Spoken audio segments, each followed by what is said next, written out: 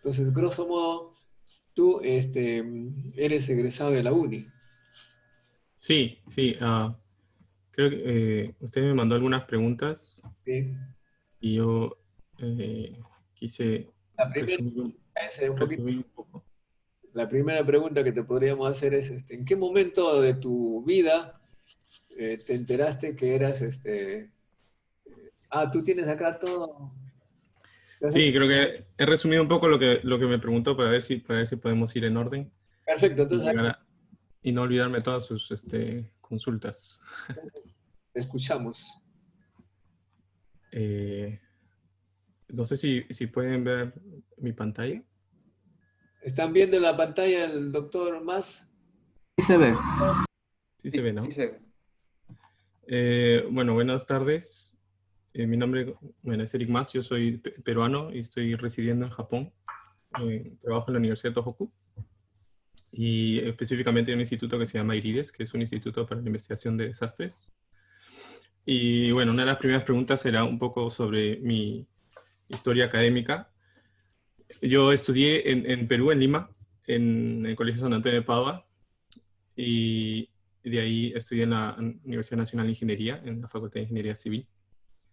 Eh, luego de terminar mi carrera, empecé a trabajar en el gobierno regional de Callao y en la municipalidad de La Punta.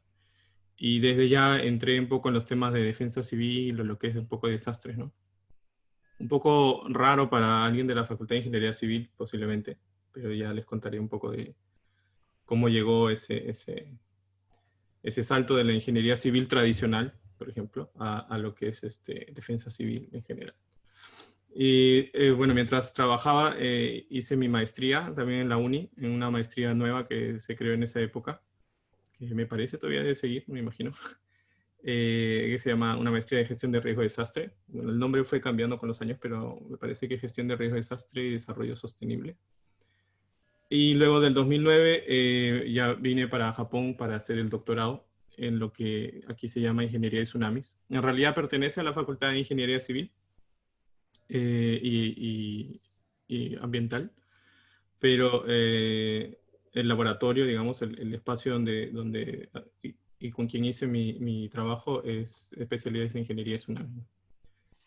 Eh, bueno, entonces, ¿cómo así yo, digamos, cuál fue la vocación por la ingeniería? ¿Cómo así yo llegué a la ingeniería? Tradicionalmente, como cualquier persona posiblemente, uno empieza a ver en el colegio empieza a ver un poco su inclinación por la ciencia, por las matemáticas, y empieza a inclinarse más por carreras más ingenieriles que de ciencias humanas, ¿no? O sociales. Eh, y eso, digamos, fue un poco lo que encendió la chispa de ingeniería, ¿no?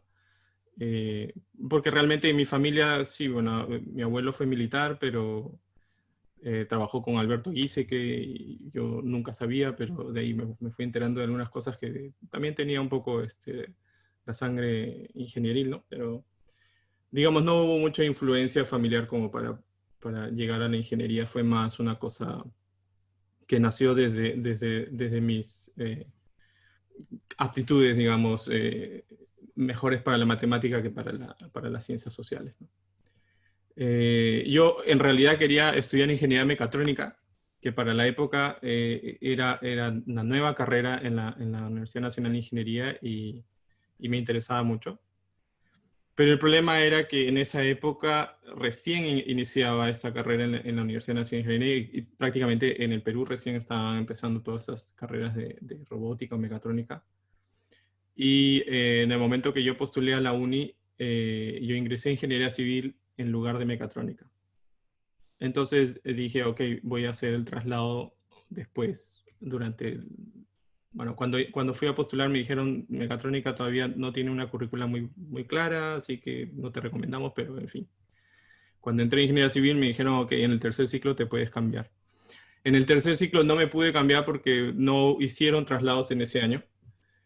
Y bueno, la siguiente oportunidad para trasladarme a mecatrónica iba a ser en el sexto ciclo de ingeniería civil, lo que era ya la mitad de mi carrera. Y Y para ese entonces, bueno, ingeniería civil eran cursos básicos realmente, o sea, era lo mismo en cualquier otra facultad, prácticamente. Pero para el sexto ciclo ya venían cursos más específicos, cursos más como estructuras, hidráulica, suelos. Y fue ahí yo creo que en donde ya empecé a tener un poco más por, digamos, el interés y el amor por la ingeniería civil, ¿no? Cuando empecé a descubrir un poco la hidráulica o la estructura, en donde los temas de terremotos o los temas de inundaciones, etcétera, empezaron a salir, digamos, en las discusiones de las clases, ¿no? Y creo que ahí fue donde empecé a tener un poco esa inclinación por el tema de la defensa civil o la gestión del riesgo de desastre, ¿no? Eh, y entonces eso me llevó a hacer una especie de voluntariado en lo que en la facultad se llama el CISMIT, el Centro de Investigación Sísmica y Mitigación de Desastre. Y ahí aprendí un poco más de lo que es realmente el trabajo en lo que es esta investigación sobre desastres, ¿no?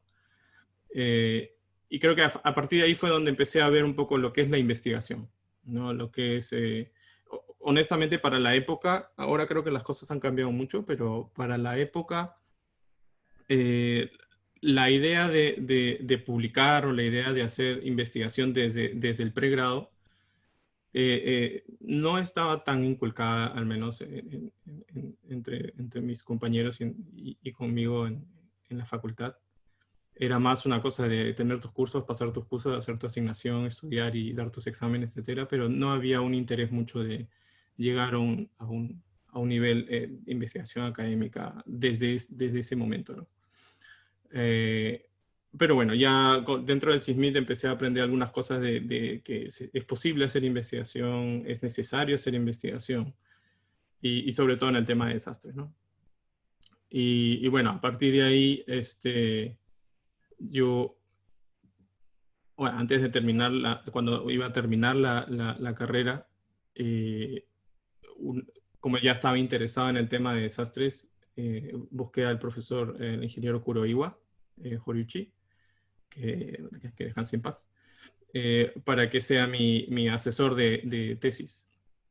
Y muy amablemente él aceptó hacer mi asesor de tesis y él prácticamente me introdujo en el tema de tsunamis.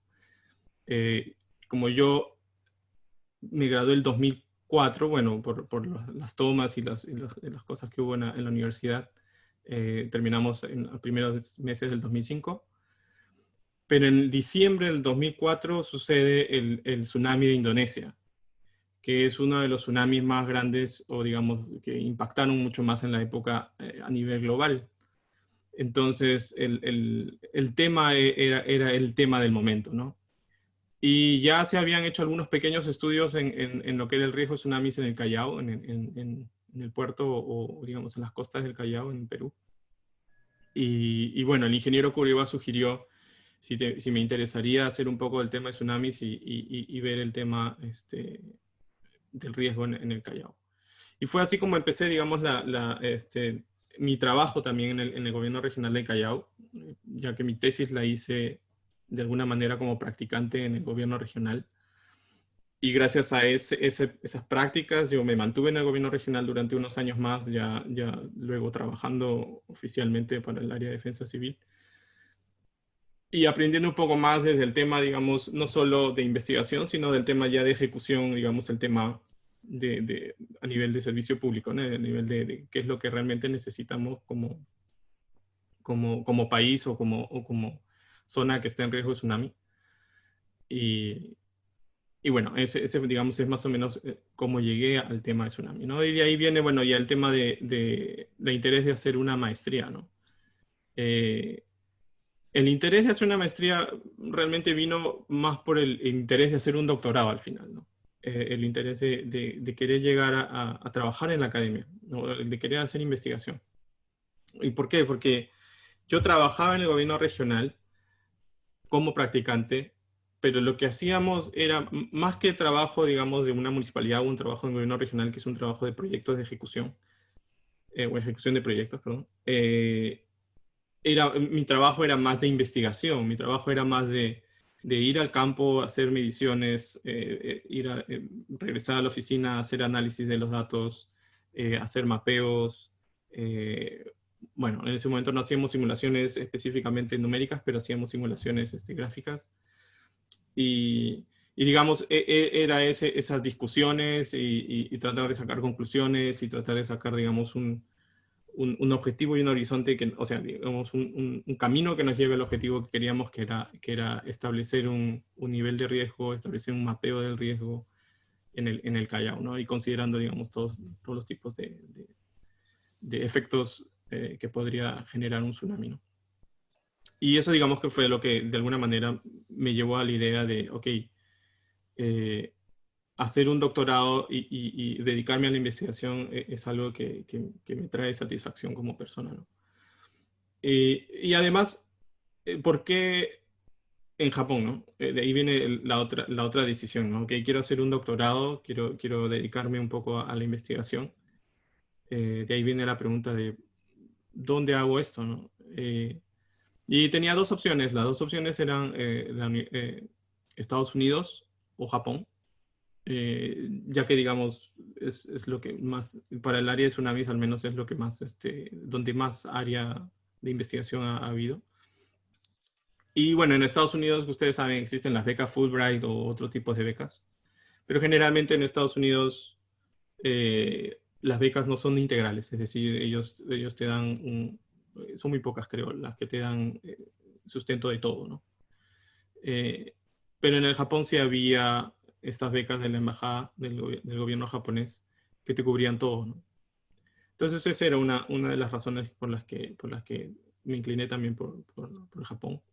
Otra de las razones ya es un poco personal, era una razón, digamos, yo quería tsunamis, tsunamis es una palabra japonesa, es como que ir al origen, ir a dónde es mejor, si ahí hay más investigación de tsunami, porque ahí se generó, digamos, prácticamente la ciencia de tsunami.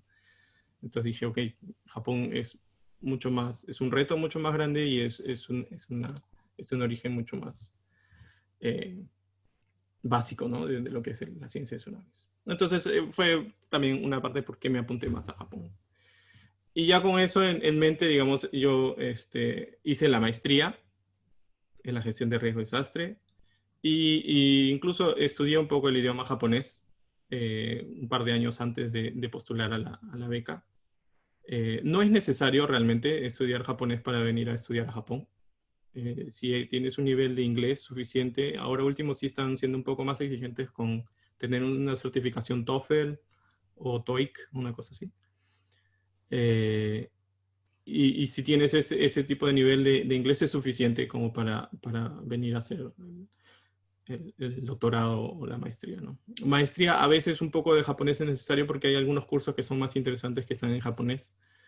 Pero igual, si es que no hablas japonés, puedes hacer toda la maestría, ¿no? El doctorado sí prácticamente todos son en inglés, así que eso no es ningún impedimento, ¿no? Y bueno, y el idioma lo vas aprendiendo lo básico cuando vienes, ¿no? Si vienes por las becas de Japón con las que vine yo, tienes 6 meses en donde ellos te enseñan japonés, un japonés básico o un japonés intensivo que te sirve pues para desenvolverte en la vida diaria, ¿no? Y ya con el tiempo vas aprendiendo un poco más. Entonces, realmente al idioma japonés no hay que tenerle mucho miedo porque no sería una barrera muy fuerte para hacer un doctorado, ¿no? Al menos aquí en Japón. Entonces, lo que me preguntaban sobre las becas, yo utilicé estas becas del MEX. Para esto, antes de comentarles el doctorado, la maestría yo la hice también con unas becas otorgadas por el CONCITEC. En esa época el CONCITEC daba becas para maestrías en universidades nacionales y el financiamiento de mi maestría también fue por el CONCITEC. Entonces prácticamente toda mi educación posgrado ha sido gratis para mí, ¿no? El CONCITEC me ha apoyado en lo que es la maestría y el gobierno de Japón me apoyó en lo que es la beca para venir a estudiar el doctorado. La cual, o sea, te paga el pasaje de ida y de vuelta y te da un estipendio que es como un sueldo que te alcanza suficiente como para vivir. Sobre todo si vives en una zona no como Tokio, que yo vivo, por ejemplo, al norte, entonces los precios son un poco más baratos acá que en Tokio, ¿no? Y bueno, no pagas en la universidad, no pagas ningún tipo de pensión.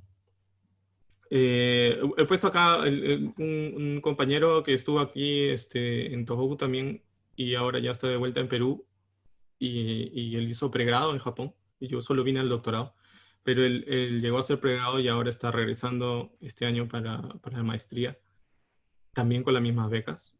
Él hizo un video explicando mucho más a detalle cuáles son los requisitos, los pasos y cuál es su experiencia. Sobre todo creo que es importante para los que están en pregrado. Los que vienen a maestría y doctorado es un sistema un poquito diferente. El examen es un poco diferente, al menos en la época en que yo estuve. El examen en la embajada, hay un examen de inglés y de japonés, que el de japonés no es necesario, pero el de inglés sí es básico. Hay unas entrevistas y bueno, y según la entrevista y tu plan de investigación, lo que quieras investigar, donde una de las preguntas claves es ¿por qué lo tienes que hacer en Japón? ¿Por qué no lo puedes hacer en Perú? ¿No? ¿Por cuál es la necesidad realmente de hacerlo en Japón? Y bueno, y lo clave ahí es obviamente ver que si vas a ir a Japón también hay un cierto beneficio para el Perú, ¿no? O sea, que te vas a convertir realmente en una especie de nexo entre lo que es Japón y Perú, ya sea a nivel de ciencia o de cultura.